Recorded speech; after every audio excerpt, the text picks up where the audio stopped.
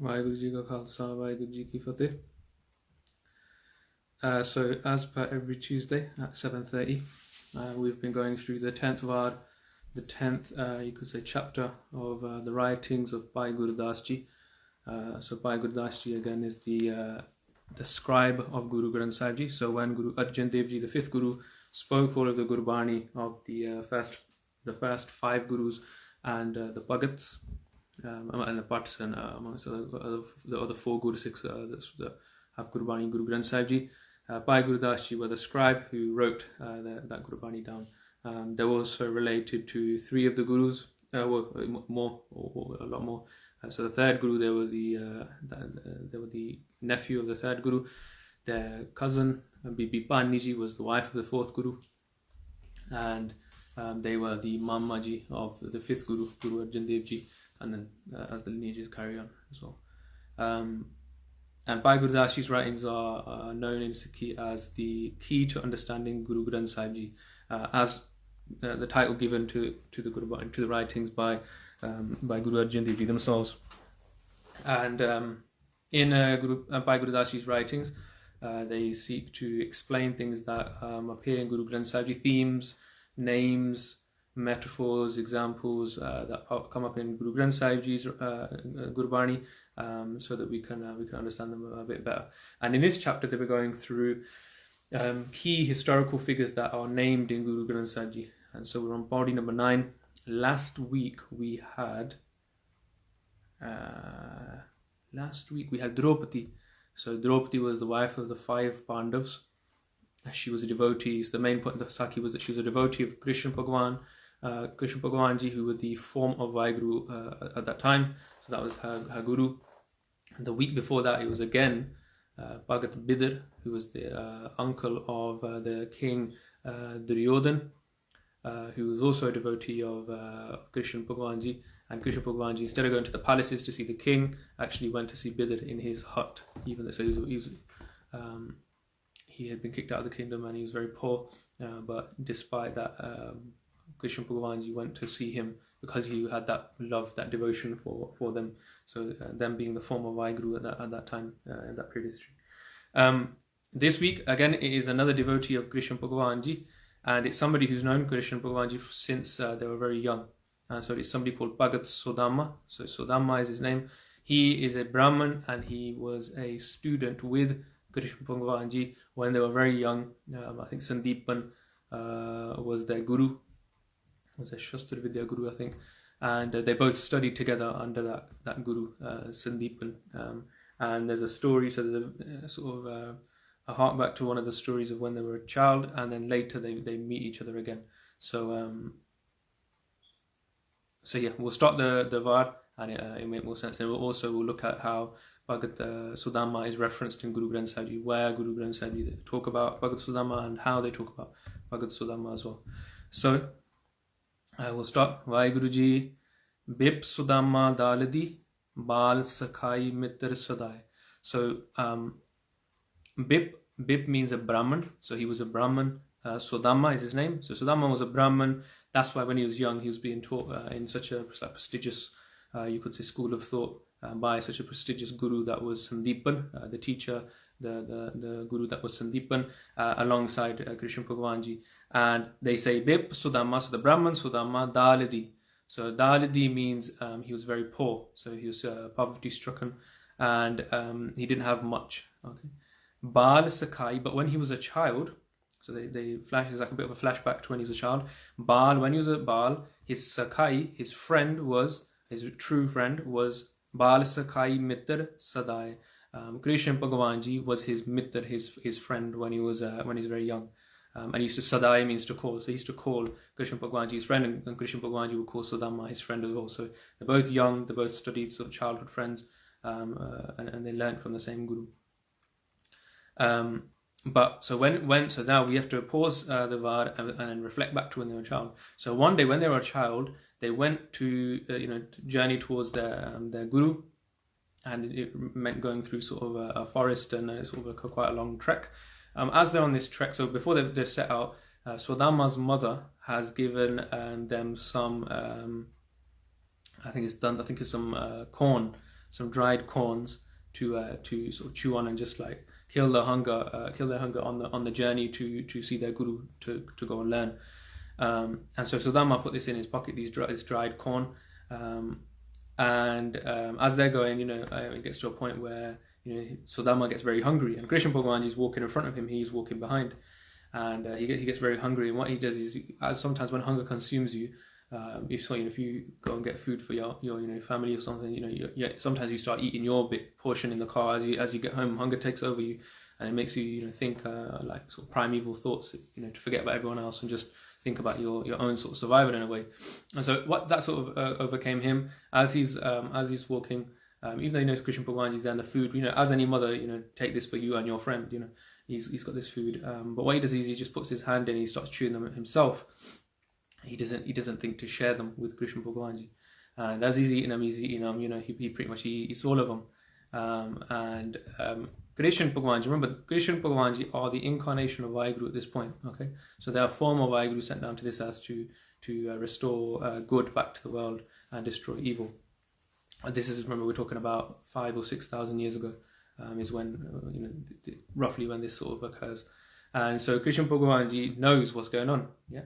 They are all knowing, they're the form of Vaheguru, they're connected to Vaheguru. And they sort of jokingly say to Sudaama, remember Sudaama's walking behind, they sort of jokingly say it's like we would say nowadays, we would say, why are you being tight? Yeah. And they sort of said the same thing, why are you being a daliddar? Why are you acting like you're poor? Can't you share your food? So they said it in like a joking way. So to understand that word, it would essentially be like in today's day and age, if we went, why are you being tight? As in, why are you being sort of ganjoos, like we might say in Punjabi. But the way they said it was, why are you being poor? If that makes sense. It doesn't quite make sense literally in English, but they've been, why are you being so poor? As in, it's only corn. It's not, like something that costs a lot. It's just a bit of corn. Like, why are you being poor? You should have shared your food. They don't look back. They already know what is in Sudaama's heart, that he's been overcome by greed in a small sort of sense in that situation. And so Sudaama sort of feels ashamed, and they carry on walking.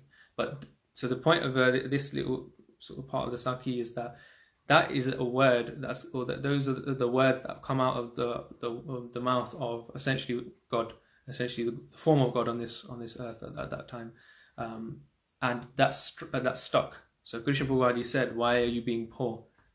And what happened was, from that point onwards in Sudaama's life, he wasn't necessarily poor before, but he was enveloped in poverty, and he sort of fell into this sort of phase of his life where he became extremely poor, like very, very, very poor. He wasn't poor in the first place, but because Krishna Bhagwanji said that, he had to endure, complete poverty, because he was sort of being tight, if you could say, in that sense, and not being compassionate. Okay, and many, many years went by. He, at one point, he's got married, he's got children, and the poverty is still, really, really, really bad, to the point where that he's struggling to get food now. Yeah, so because he didn't offer his food to Vaheguru at that point, Vaheguru's also almost sort of sent him on this journey to learn this lesson the hard way. And so we come to a point now where he's very poor. So now that's why Bhai Gurdaas Ji described him as Bib Sudaama Daladi, that Brahman Sudaama has become very poor. Okay, so that's the childhood story, and it comes to bite him, and that the word of Vaheguru, or the sort of, you could say, I don't want to say curse, but essentially the words that sort of come out of the mouth of an incarnation like Krishna Bhagwanji have come true, have bore fruit. And so Bhai Gurdaas Ji describes him as very poor, the childhood friend of Krishna. So they carry on, Lagu Hui Brahmani. So he's a Brahman. His Brahmani, as in the feminine version of Brahman. So his wife, the Brahmani, she Lagu Hui, she comes close to Sudaama, and she says, Mil Jagadis, go and meet Jagadis. So Jagadis is another name for Vaheguru. Jagad means the world. Is means the light, the jyot, the light of the world, or the light of Vaheguru within this world. This Jagat, Jagadis. Go and meet the light of God that is in this world. That is Krishna Bhagwanji. Daliddar Govai, and Govai, remove, lose. Means lose your daliddar, your poverty. they will, you know, bless you, like a lot of us do, where we have, you know, like financial problems, or we have like worldly, you could say, let's just bunch more as worldly problems. We go to our guru and we seek for some sort of support, we seek some sort of blessing. In the same way, she says, go to Krishna Bhagwan Ji and ask them for a blessing, you know, to help us in our life. And so what does he do? He He wonders like how he can do this. So the Bhagavad carry on, Chalya Ganada Gatiya Kyon Kar Jaiya Kaun Milaye. You know, how so Kyon means giving. How can I meet him? How will I even go? Will he even remember me from when I was a child? I'll feel embarrassed from his pride thing as well. How will I feel when I meet Krishna Bhagwan Ji? Krishna Bhagwan Ji has now become who we all know him to be nowadays, you know, advisor to the Pandavas, sort of related to the Pandavas in a sense as well. And everybody knows him to be Krishna Bhagwan Ji, and they're residing in Dwaraka at this point.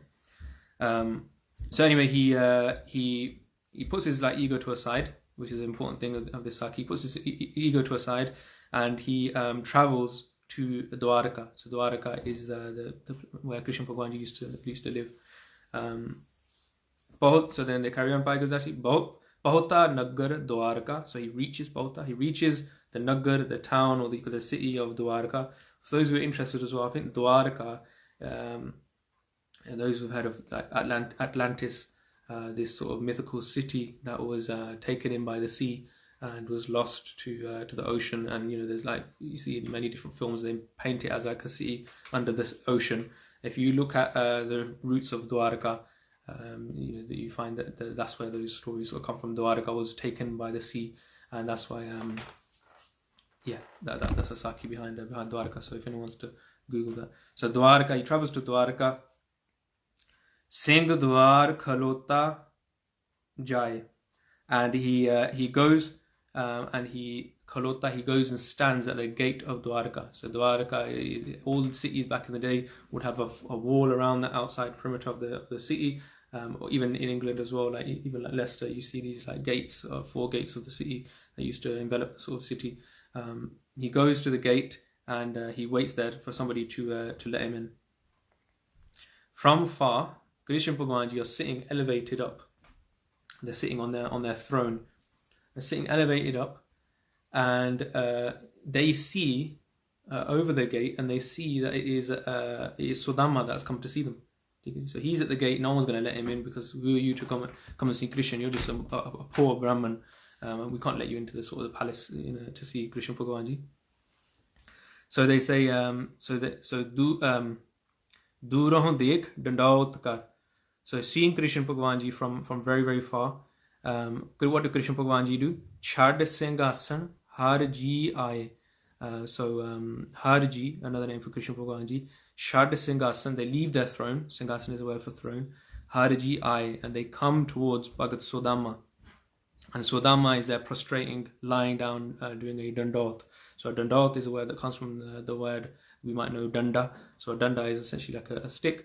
And when we matha take, sometimes we matha take with, you know, like on our knees and with our, you know, elbows touching the floor, like everyone, most of us will do.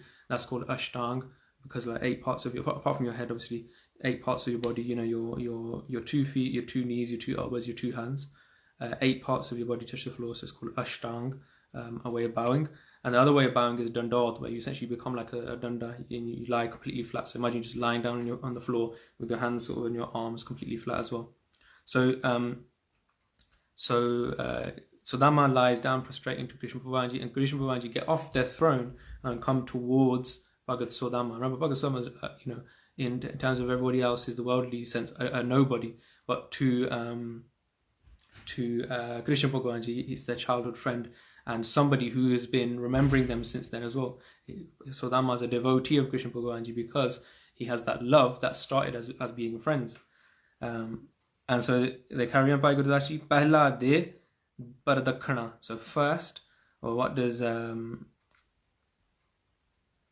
Krishna Bhagwan Ji do? So usually what would happen is, if you went to see a guru, if you went to see a saint, you would offer your offerings. And then you would, you know, touch their feet out of respect. You would, in those days, you would, as people do nowadays with the Guru Granth Sahib, you walk around Guru Granth Sahib, just a sign of respect. you walk around Guru Granth Sahib Ji, and what happens is Krishna Bhagwan Ji does that to Sudaama. So the whole thing's flipped.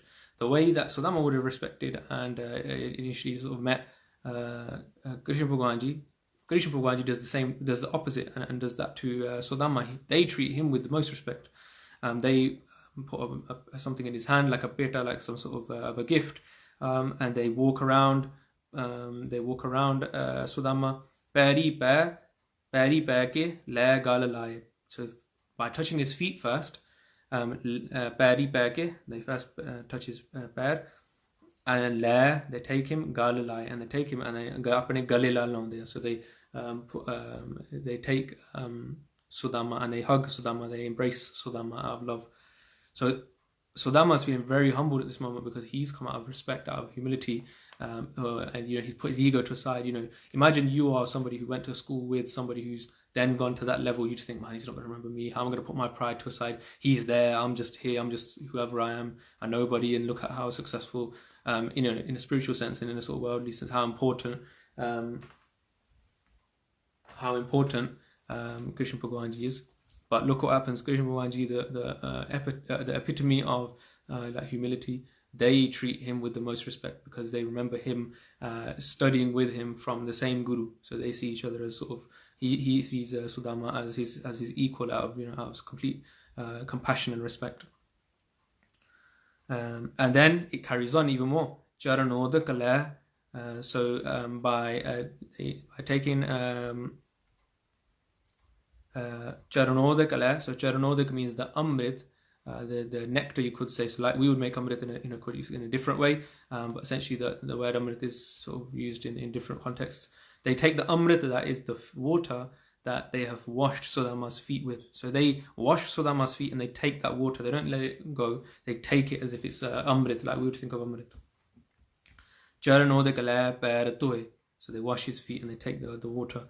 Singhasan utte baithai, and they sit Sudaama on the throne. Okay, so it could be that they both sat on the throne, but they sit Sudaama on the throne, then they sit beside Sudaama as well, out of respect. They sit him beside themselves on the throne. Then they carry on. Puche kusal pyar kar. Very lovingly, they ask Sudaama how they've been, how their life is, how their family is. Pyar kar, showing much love. Gur seva ki katha sunaye. And tell me stories of, remind me of stories of when we used to do seva, when we used to serve our guru, katha. So tell us the katha, tell us the stories, remind me of the stories of when we used to learn together from Sandipan, who was our guru. Then Krishna Bhagwan Ji themselves, so this is something that we didn't know, Sudaama's wife had packed again, like his mother had packed some dried, I think it's rice, sorry. So some dried rice. I think it was corns in the story back in the day, or some rice. Packed some rice for Sudaama for his journey. But when he got there, Krishna Bhagwan Ji, again knowing that this is the time that Sudaama is going to redeem himself, his ego is now gone, his greed is now gone. What do? They say, Sudaama, give me the food that your wife had packed for me as a gift. And he thinks, what? And he puts his hand in his pocket and he realizes that this is, you could say the cancelling out of his negative action that he had done when they were a child. He takes out those tandul, those that rice, the chabbion, leke tandul chabbion. So and then they chew on those on the rice. Krishna Bhagwan Ji vida kare agga pahuchaye. And then when and then they sort of, I could actually skip to later on when they are leaving. Even when then Sudaama leaves, vida kare agga pahuchaye, they travel with Bhagavad Sudaama very far out. Like we would in this country, would travel to the door. You go to the door, and maybe to the drive. If somebody comes from far, stand at the drive and wave to them, out of respect. Back in the old days, you'd go to the end of the village sort of perimeter, and the same thing is that is what Krishna Bhagwan Ji do. They go to the edge of the village, and they to out of respect to see off Bhagavad Sudaama when they leave. And here, and then they would carry on. The final line that Bhai Gurdaas Ji say beforehand, what happens when Bhagat Sudaama gets home? Remember, Bhagat Sudaama was very poor. He had gone to Krishna Bhagwan Ji to get rid of his poverty. Yeah? And when he gets home, his hut, obviously would have lived in a hut or like sort of like a shack. And when he gets home, his shack has turned into like a permanent house. So it's turned into like you could say a palace, or it's turned into somewhere that is permanent, though, where the walls are bricked, they're plastered. His house has turned into something beautiful. And that was the doings of Krishna Bhagwan Ji, blessing him. And essentially, he learned that lesson the hard way, but then he did learn the lesson. That was his greed when he was a child, in the face of the incarnation of Vaheguru as well. Okay, so imagine our Guru. Imagine this Sosaki, and this is happening with yourself, and you could think of one of the 10 Gurus or with Guru Granth Sahib Ji, and we exhibit that sort of behavior where we're greedy, we don't give to Guru Granth Sahib Ji. In the end, in some form, we're going to have to then we're going to have to pay for that in some sort of way, in some sort of seva, in some sort of donation to a cause of Guru Sahib, or in terms of some sort of seva of the house of the Guru. And because he had done that, he had gone to travel all that way to see Krishna Bhagwan Ji. His poverty was cancelled out, essentially, that he had inherited from his previous actions, and his house was transformed into this beautiful house. So there's a lot to take from this Saki. One is that there are many ways that we can think of Vaheguru, of God. There are many different ways we can have many different relationships we can have with God. I think there are like 9 main categories that are sort of described, but just some of them are like, you can think of Vaheguru, you think of God as a friend, which is this Saki. He thought of Krishna Bhagwan Ji as my friend Vaheguru. So in Gurbani we see the word meet used, or mita. So like you hear the word mita, Vaheguru is referred to as my friend. My friend Vaheguru, listen to my ardas, hey my ardas. Vaheguru is referred to as a mother and a father, because obviously mothers have such unique qualities, fathers have such unique qualities. Vaheguru is referred to as a mother, as a father. We obviously take that relationship of being a child of Vaheguru. We can think of Guru Sahib as like a sibling, so obviously as a brother, in terms of like when Guru Sahib is speaking from their perspective, they talk about Guru Sahib as Vaheguru, in terms of like a brother. Or like a sibling, or not like an equal, but in terms of a loving fellow, like a fellow someone, a sibling. There's many different. Also, as a husband. So if we think of all of us beings, men and women, of course, all of us souls, we are trying to unite. We're trying to become one with that Vaheguru. Loads and loads in Guru Granth Sahib Ji. There's the example given of a husband and a wife, or a bride to be and the future husband. And we are like in this journey to become pleasing, or to win over this husband Lord, that is Vaheguru. So there's many different relationships that we can have with Vaheguru, all at the same time as well. Like these ongoing different ways of thinking of our relationship with Vaheguru. It's not always God is the punisher. God is the one that we do sin and God's going to punish us. There are all these different ways, in a loving way, with from a base of a foundation of devotion, where we can think of Vaheguru. And this one focused on thinking of Vaheguru as our friend, the one who's going to help us in difficult times. Just how we think of our worldly friends, we should think of Vaheguru in that sense as well, like Sudaama did. Another thing to think about is that, look, it was his previous actions. So in this case, he had financial, he could not financial problem, but it was affecting his whole life. He had problems that he was in severe poverty. But whatever problems we have to understand that they are from our own actions. They are a result, or then they are caused by our own actions earlier on in our lives, or in our previous lives as well. And we're paying for those actions. There's no injustice. It's all what we have done, and then what we reap. So Dhamma realized that. He realized that those actions were, when Krishna Bhagwan Ji asked for that food, he realized this is like a full circle, and now I'm coming back to be redeemed. Another thing, when we have done something negative, Vaheguru will sometimes teach us the hard way, as Sudaama learned this in this story. Also, Vaheguru is the Redeemer. Vaheguru is the compassionate one. So if we think of we hear the Sakhi, for example, of Satta and Balwanda, the two Kirtanis of Guru Arjan Dev Ji, and long story short, with the help of by Ladda Paropkari, he helps them become redeemed by Guru Arjan Dev Ji, and then they write the praises of Guru Arjan Dev Ji and the 5 Gurus as well, because they slander Guru Nanak Dev Ji all the way to Guru Arjan Dev Ji. They then write the praises of all of the 5 Gurus, and their Gurbani ends up in Guru Granth Sahib Ji, because it is the sort of epitome of the way that the way a slanderer of the Guru, somebody who has done Nindya, has done slander, can redeem themselves and come back to the good side of Vaheguru. So we see that the Guru is the redeemer, the Vaheguru is the redeemer as well. And also we see that if we do have worldly problems, because Sudaama's problems were worldly problems, then we should go to Vaheguru and we should look to. Vaheguru is the spiritual, you could say, boss, the one who controls everything, and Vaheguru also controls everything that is going on this planet on a physical level as well.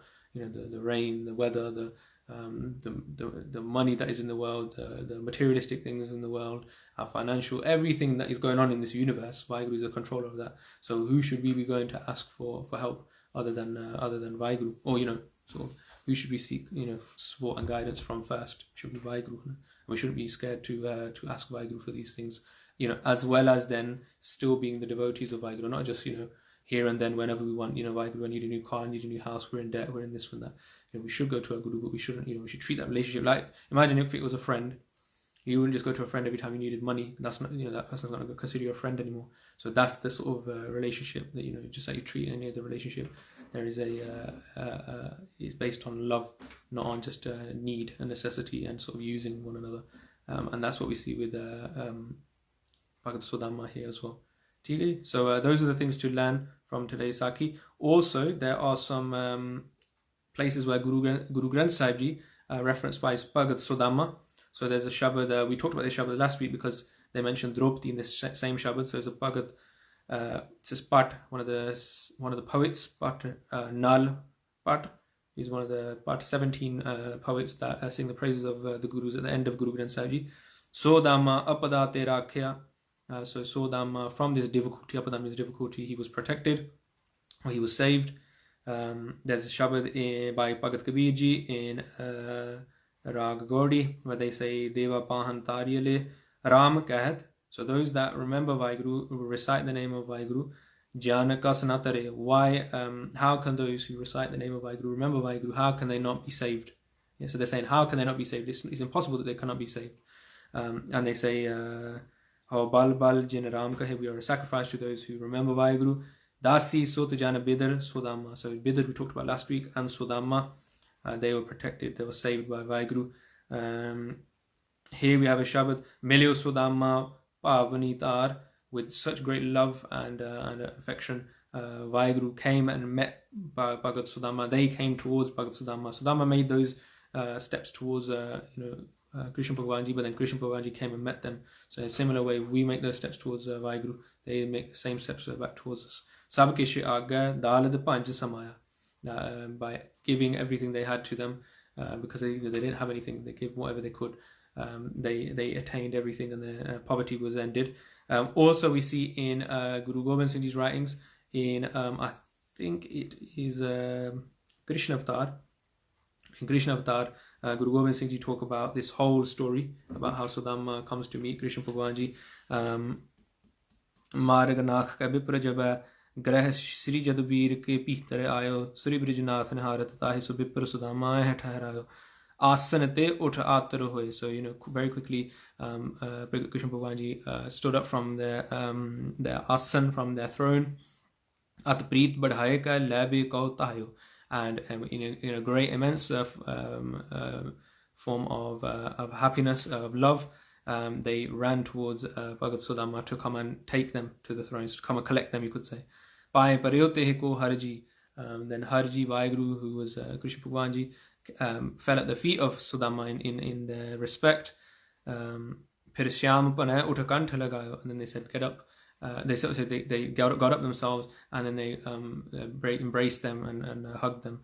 And then they took them into their palace. te kao at hi kare adar dino, they gave them great adar, great respect. Bar mangaye te hi dij ke do pain to hai charanamrit lino, so by washing their feet they took the charanamrit as well. And then they carry on and they describe how when he went back to his home, his hut, he had turned into a beautiful palace, a beautiful abode. Bhai Gurdaas also say in a different one of their, I think it's one of their kabit, tanak tandal jagadi sahadaye Sudaama tate tanak tandal jagadi sahadaye Sudaama tate paye chatur padarth athaji. So to finish off, they mirror what Bhai Gurdaas says at the end, which is char padarth sakuch pathaye. Through this act, they attained all of the four worldly categories of things, the four worldly treasures they attained, and they were sent back with all of these treasures. So Vaheguru fulfilled their worldly needs, worldly desires, as well as their spiritual desires, and their devotional worship sort of ardas that was within their heart. So that's Bhagavad Sudaama. I'm not sure who it is next week, but we'll find out who the Vaar is about next week. But again, it's going to be figures that are mentioned in Guru Granth Sahib Ji, that are, imagine reading this Gurbani and we don't know who Bhagavad Sudaama is. We're going to read that and think, who was that? What are they saying? What kind of angle do we think of Bhagavad Sudaama? When we hear these Sakhi, and now when we read the Gurbani where Bhagavad Sudaama is referenced, it makes more sense, and we can apply those things to our spiritual journey as well. So we'll carry on next week. Again, every Tuesday at 7:30. I think we're about halfway through this Vaar, so we've got plenty more figures to go through. Thank you everybody for listening.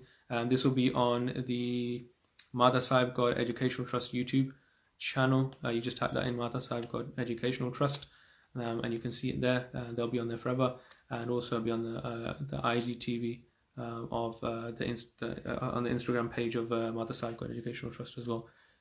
So we'll finish there, and thank you very much for listening. Vaheguru Ji Ka Khalsa, Vaheguru Ji Ki Fateh.